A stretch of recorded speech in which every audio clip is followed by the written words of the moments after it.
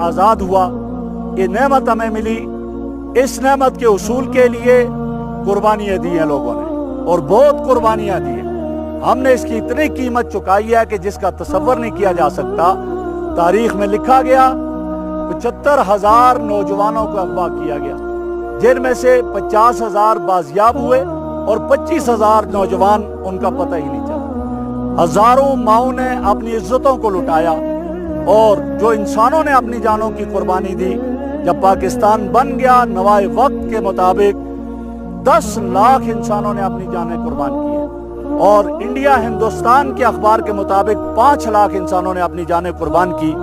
गोया हमारे मुल्क पाकिस्तान की बुनियादों में माओं का खून भी शामिल है, उनकी इज्जतें इसके गारे में शामिल है, जवानों की जवानी शामिल है, उलमा का इल्म शामिल है, अवाम का खून भी और खून जिगर इसमें शामिल है।